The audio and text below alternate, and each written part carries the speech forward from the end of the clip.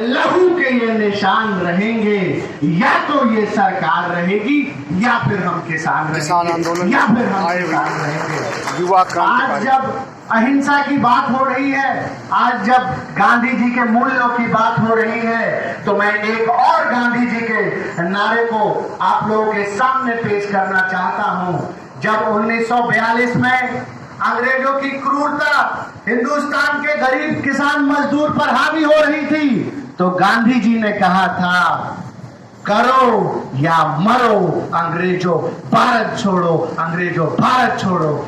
उसी नारे को हमें बुलंद करना है और इस बार हमें ये नारा देना है कि अगर आप किसानों की ये तीनों कानून वापस नहीं लेते हैं, एमएसपी पर गारंटी नहीं देते हैं, तो कॉरपोरेटों और कॉरपोरेट के गुलामों भारत छोड़ो, भारत छोड़ो।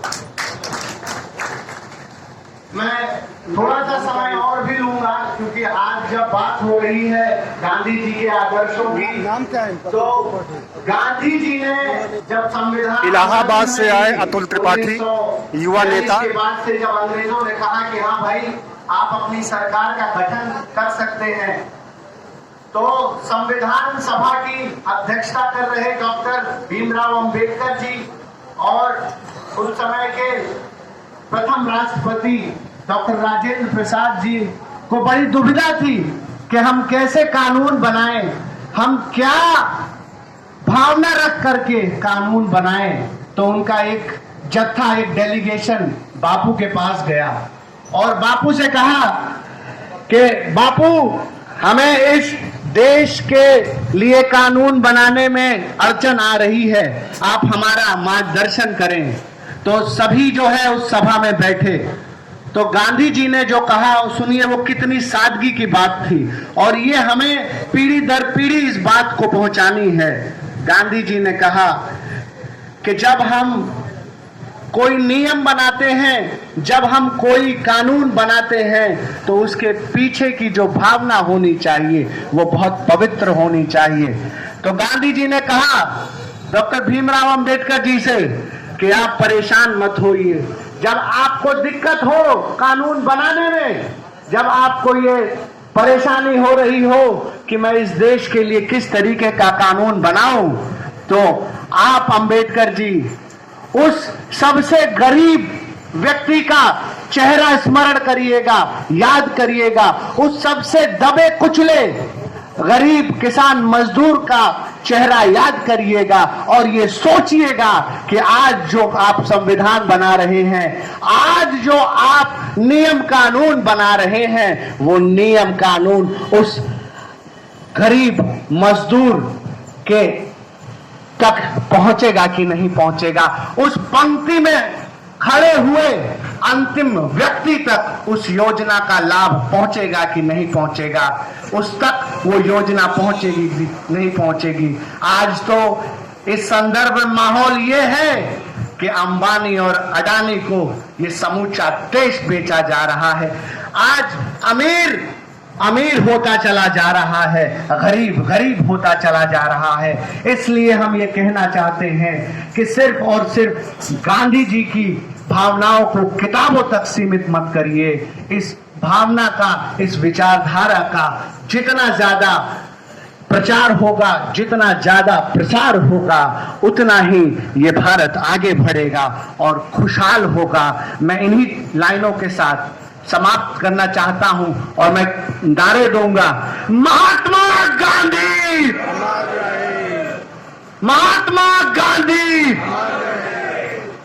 जय जवान, लाल बहादुर शास्त्री, चौधरी महेंद्र सिंह टिकैत, जय जवान। बहुत बहुत धन्यवाद। इलाहाबाद से आए भाई, आप भी 10 महीने युवा क्रांतिकारी अतुल त्रिपाठी हुए हैं, आपका बहुत बहुत धन्यवाद। और मैं राजकुमार जी इलाहाबाद, उनसे भी निवेदन करूंगा वे आए अपने विचार। इलाहाबाद से आए राजकुमार।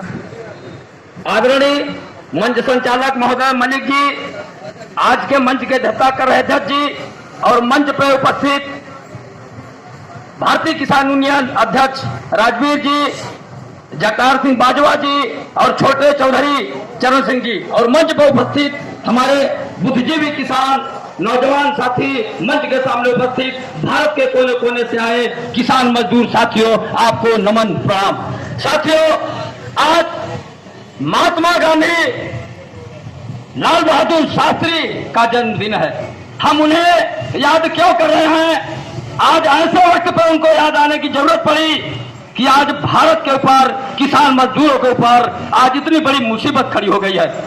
इस मुसीबत के सामने आज सर्वोच्च न्यायालय भी गिड़गिड़ा रहा है कि किसान रोड पे बैठे हैं, देश के लोगों को, जनतंत्र के लोगों को ये आज नुकसान हो रहा है। मैं ये बताना चाहता हूं कि क्या किसान मजदूर जनतंत्र का वो पारी नहीं है जो आपको देश के लिए रोटी देता है, आपके देश के लिए विकास देता है। आप ये सोचिए, सुप्रीम कोर्ट की आवाज है कि ये जो है गले की फांस बन गए हैं। मैं ये बताना चाहता हूं, ये भारत के नागरिक हैं जो देश के धरती के लिए अन्न उपजाते हैं, देश के विकास के लिए बैठे हैं। ये पीछे हटने वाले नहीं हैं। ये कुछ ठान के बैठे हैं। जिस तरह से महात्मा गांधी ने ये नील की खेती के आंदोलन को छेड़ा था, चंपारण की धरती से 1917 में आंदोलन शुरू किया था। उस समय अंग्रेजों ने 1 बीघा जमीन में 3 गट्ठा जमीन को अनिवार्य कर दिया था, उस खेती पे नील की खेती होगी। आप सोचिए, वो नील की खेती के लिए इन्होंने कानून बना दिया था। इतना ही नहीं, भारत के किसानों के ऊपर 42 ऐसे टैक्स लगा दिए थे कि किसान मजबूर हो चुका था, आंदोलन करने के लिए मजबूर हो गया। गांधी जी ने उनका जो है साथ दिया और इतनी बड़ी लड़ाई को लड़ा। उस लड़ाई के दौरान गांधी जी को मुजफ्फरपुर से जो है निकाल दिया गया कि आप मुजफ्फरपुर की धरती पे नहीं रहेंगे। लेकिन गांधी जी ने कहा कि मुझे बुलाया गया है देश के किसानों ने, मैं मुजफ्फरपुर की धरती नहीं छोड़ूंगा। आप जो है मुजफ्फरपुर की धरती कहते हैं, मैं चंपारण से नील की खेती को समाप्त कराऊंगा। उन्होंने इतने बड़े देश के आंदोलन को चलाया और नील की खेती के लिए अंग्रेजों को मजबूर कर दिया और अंग्रेजों ने वापस लिया। आज उसी तरह से जो देश के आंदोलन में किसान मजदूरों की धरती, किसान मजदूरों की रोटी, किसान मजदूरों का रोजगार, किसान मजदूरों की शिक्षा, किसान मजदूरों के जीवन के साधन, जो ये देश के आरएसएस के अंग्रेजों के बनाए हुए कानून के तहत आज अडानी अंबानी के हवेली में उनके जो है तिजोरी में बांधने का काम कर रहे हैं। इनसे सबक लेना होगा, लाल बहादुर शास्त्री जी से और गांधी जी से, कि आंदोलन उस जगह पे जा चुका है, मरने जीने का सवाल हो चुका है। अगर हमारी रोटी नहीं बचेगी, हमारी जमीन नहीं बचेगी, तो हम जिंदा नहीं रहेंगे। इसलिए जिंदा रहने तक ये खेती के 3 काले कानून को वापस कराने की लड़ाई जारी रहेगी। इस जंग को जीत के ही वापस जाना होगा। दिल्ली में बैठे इन चंद पूंजीपति दलालों के बहकावे में न आकर जुमलेबाजों से दूर हटके इस आंदोलन को उस रास्ते पर ले चलिए जिस पे इसकी जरूरत है, हमारी रोटी और हमारी खेती बची रहे। इसी के साथ अपनी बात को समाप्त करता हूं। महात्मा गांधी अमर रहे, लाल बहादुर शास्त्री अमर रहे, दुनिया के मेहनत कशो एक हो, एक हो, एक हो। इलाहाबाद से राजकुमार जी जो आपके बीच में ही रहते हैं, हमें आप भी, ये भी सब 10 महीने हो गए आपको, आप इस आंदोलन को जकड़े हुए हैं और हमारे जो कमेटी है वो आपकी व्यवस्था में तत्पर रहती है। अब मैं कामेर धर्मपाल सिंह जो कमेटी मेंबर भी हैं यहाँ के, और मैं आए और अपने विचार रखें।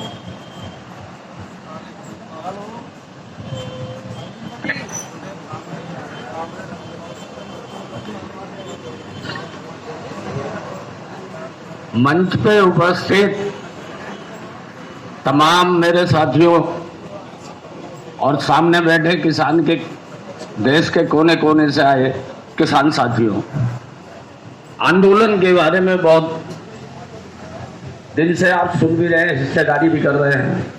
आज इन महापुरुषों का जन्मदिन है और असल में तो इन महापुरुषों के रास्ते पे आप और हम सब चल के अपने अधिकारों के लिए 10 महीने से लगातार हम लड़ाई के मैदान में हैं और यही हमारे इन महापुरुषों के लिए सच्ची श्रद्धांजलि है। और आज मैं ये देखता हूं कि जो मेरे सामने तमाम साथी इस आंदोलन में बैठे हैं, उनके अंदर भी गांधी जी और हमारे जो प्रधानमंत्री हैं वो विराजमान हैं। दोस्तों, एक बात हम बताना चाहते हैं कि ये सुप्रीम कोर्ट का नाटक हो रहा है, लेकिन हमारे इस आंदोलन में जो थोड़ा बहुत इन कोर्टों में, न्यायालयों में, सुप्रीम कोर्ट में अगर भारत की जनता का यकीन था, इस आंदोलन ने ये साफ कर दिया कि ये कोर्ट जो बने हुए हैं, ये जो सुप्रीम कोर्ट बैठा है, जिसको हम उच्च न्यायालय कहते हैं, ये भी असल में इन उद्योगपतियों का और उद्योगपतियों के दलालों का रखवाली है। अगर थोड़ा भी न्याय देने की हिम्मत इस कोर्ट में होती तो जिस वक्त शुरू में कोर्ट में गए उसी समय इन कानूनों को निरस्त कर देना चाहिए था। क्यों? कि इन कानूनों को पास करने की प्रक्रिया ही जनवादी नहीं थी। बिल जब लाते हैं, जब पूरे देश का किसान लॉकडाउन के अंदर, मजदूर, बुद्धिजीवी अपने अपने मकानों में बंद था, उसके बाद जब संसद में ये पेश होते हैं तो संसद में किसी तरह की बहस नहीं होती और गुंडागर्दी के बल पर इनको पास करवाया जाता है। इसके बाद जब ये राज्यसभा में जाता है तब भी इस पर कोई बहस नहीं होती, कोई वोट नहीं होता और गुंडागर्दी के बल पर वहां से भी पास करवा लिया जाता है। जो सही बात है वो ये है कि खेती जो है वो राज्य सरकारों का अधिकार है कि अपने राज्य में किसान को कितनी छूट देनी है, कितनी उसकी खरीदारी करनी है, कितना उस पे उसके साथ क्या करना है।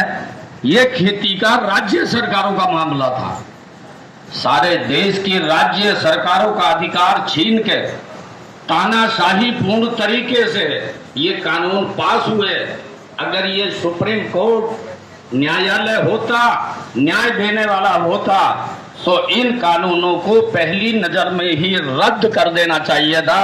इसलिए देश की जनता का जो इस सुप्रीम कोर्ट में यकीन था वो टूट चुका है और सुप्रीम कोर्ट चाहे कितने आदेश जारी कर ले, ये किसानों की ताकत ने साबित कर दिया है कि अगर तुम हमारे अधिकारों को मार के उनके पक्ष में तुम फैसला दोगे तो हम हमारे फैसले को नहीं मानेंगे। दोस्तों, नहीं मानेंगे। सुप्रीम कोर्ट की आड़ लेके ये किसानों को उजाड़ना चाहते हैं, ये किसानों पे दमन करना चाहते हैं, लेकिन अभी तक इनकी ना कोई साजिश काम आई है और ना साजिश काम आएगी। दोस्तों, मेरा गला बहुत बैठा हुआ है, वैसे भी वक्ता बहुत है, मैं इतनी बात कह के आपसे माफी चाहता हूं। इनकलाब जिंदाबाद। ये थे कामरेड धर्मपाल। देखे कामरेड साहब पहले तय करना है, कविता ना बोलियो, मगर चलो नहीं कहने के। देखे बहुत ही अच्छी बात कामरेड साहब ने बताई, बोल रहे हैं। और अब मैं हमारे बीच में जगतार सिंह बाजवा जी जो गाजीपुर बॉर्डर के संयोजक और सारी व्यवस्था भी देखते हैं, बहुत बड़ी जिम्मेदारी निभाते हैं और यहाँ अब क्षेत्र में भी और यहाँ भी बहुत मेहनत करनी पड़ रही है। आपको आए और अपने विचार रखें।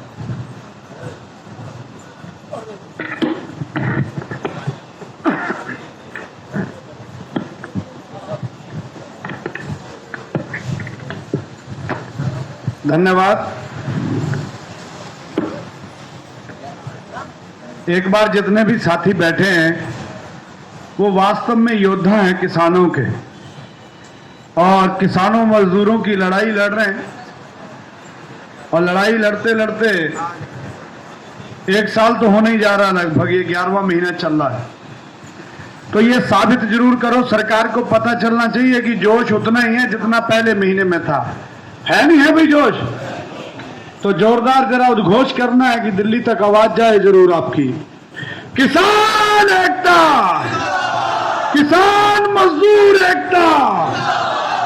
ये रोजाना दिल्ली की गद्दी को जरूर बताया करो कि हम उसी जोश खरोश के साथ बैठे हैं और तब तक बैठे रहेंगे जब तक या तो ये तीनों कानून जाएंगे या फिर आप जाओगे। दोनों में से जो काम पहले हो जाएगा तब उठेंगे, ये जरूर बताया करो। तो आज जो जैसा कि आप सबके संज्ञान में है कि आज बहुत ही महान लोगों का जन्मदिन हम मना रहे हैं। जगतार सिंह बाजवा बोल रहे हैं, किसान नेता। और ये जन्मदिन लाल बहादुर शास्त्री जी, जिनका चिंतन हिंदुस्तान और किसान था, और महात्मा गांधी जी, जिनके दिल में हिंदुस्तान था और जुबान पर राम राम था, मरते वक्त भी राम राम बोल रहे थे। ऐसे महापुरुषों का हम जन्मदिन मना रहे हैं। दुर्भाग्य से आज की जो सत्ता है, उनके जुबान पर गांधी रहते हैं, होठों पे राम राम रहते हैं और दिल में नाथूराम रहते हैं। ये दुर्भाग्य है देश का। ये पूरा का पूरा सप्ताह हमारे लिए महत्वपूर्ण है, सारी किसान मजदूर बिरादरी के लिए, हर हिंदुस्तानी के लिए, कि आज से ठीक 3 दिन बाद 6 तारीख को भी एक ऐसे महात्मा का जन्मदिन है, परम श्रद्धेय महेंद्र सिंह टिकैत जी का, जिनके दिल में भी हिंदुस्तान था, जिनके दिल में किसान था, जिनके होठों पे भी किसान था, जिनकी जुबान पर भी किसान था। उनका भी जन्मदिन इसी हफ्ते में है। तो इसलिए ये सारे दिन हम सबके लिए महत्वपूर्ण है। लेकिन जो चिंता का विषय है, जो मैं अभी कह रहा था, कि हमारा टकराव अब उस सत्ता से है जो दिल में नाथूराम गौड़ से लेकर के बैठी है, जिनको इस देश का अमन चैन पसंद नहीं है, जिनको इस देश की तरक्की पसंद नहीं है, जो जब देश का आंदोलन चल रहा था, जब देश के लिए बड़े बड़े सत्याग्रह चल रहे थे, महात्मा गांधी जी जैसे और शास्त्री जी जैसे लोग नेतृत्व कर रहे थे इस देश को आजाद करवाने की लड़ाई का, तो इनके पूर्वज उस समय भी अंग्रेजों के साथ थे। और आज भी जब लड़ाई चल रही है देश की किसानी की, जब देश के किसानों की, देश के मजदूरों की लड़ाई चल रही है, तो आज भी वो अपना पूरा फर्ज अदा कर रहे हैं। आज भी वो उन्हीं कंपनियों के एजेंट के रूप में काम कर रहे हैं। तो हम उनको बता देना चाहते हैं कि 70 साल बाद तक अगर तुम नहीं बदले, तुम अगर उन्हीं अंग्रेजों के वंशज के रूप में काम करते हो, तो 70 साल बाद हम कैसे बदल जाएं? हम भी महात्मा गांधी और लाल बहादुर शास्त्री, शहीद आजम भगत सिंह, चंद्रशेखर आजाद, सुभाष चंद्र बोस के वंशज हैं, हम भी नहीं बदलेंगे। तो हमने देश को आजाद करवाया था, हम देश को आजाद रखेंगे। तुम देश को गुलाम रखना चाहते थे, तुम देश को गुलाम रखने का प्रयास करते हो, हम आपकी मंशा को पूरा नहीं होने देंगे। ये संकल्प आज के दिन हम सबको तरोताजा कर लेना चाहिए और ये बताना चाहिए, देखो भाई, अपने कर्मों से पता चलता है। जैसे कहते हैं ना, किसी की जानकारी लेनी हो तो उसके खानदान का पीछे का पता करते हैं, इसका दादा कौन था, परदादा कौन था, ननिहाल कहाँ है इसकी।